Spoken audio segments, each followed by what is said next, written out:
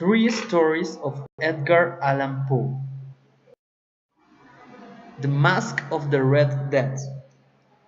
This plague, called the Red Death, is sweeping throughout the country killing people. A lot of Prince Prosperous men have been killed by it. One night, the prince has a masquerade ball in his huge castle. They have a lot of security to try and lock out this ghost plague called Red Death. Poe spends a lot of the history describing the rooms and the people at the ball. Then the prince sees one guest in a mask that resembles the Red Death. He tells the guards to grab the guy, but nobody wants to touch him.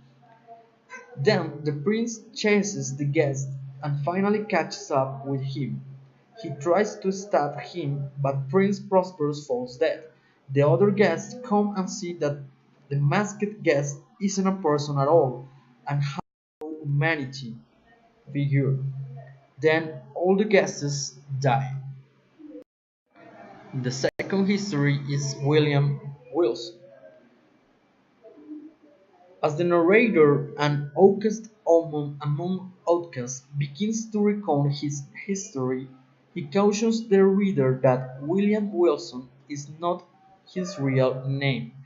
He doesn't want the page to be soiled with my real appellation. The miserable man tells of his childhood and his life at school, where he encountered another boy who looked exactly like himself and had the same name and birthday. All the children at school recognized the narrator's preeminence among them, except for this strange double. While the first William Wilson was aggressive, witty, and imperious, the double presented himself as quiet, gentle, and wise, but unthreatened. In the end, their feelings towards each other partook very much of positive hatred. Many years later, as the narrator was busily engaged in cheating at a game of cards, the second William Wilson suddenly appeared out of nowhere and revealed Wilson's scams to everyone present.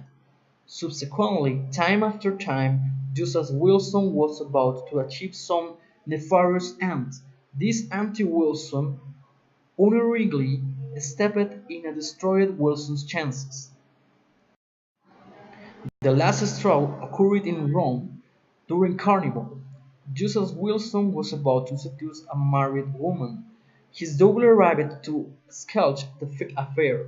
Wilson flew into the rage and killed his nemesis, only to discover he had destroyed a mirror, but the dying imagined in the mirror whispered, "How utterly thou hast murdered thyself."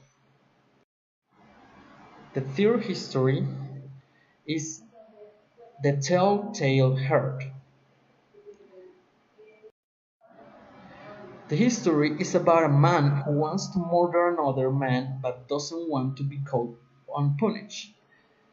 We have to assume that he intends to commit a perfect crime, even though the narrator does not say as much until after commits it and hides the body under the floorboards. The narrator spends a great deal of time talking about how he looked in on the old man every night and focuses on details leading up to the actual murder.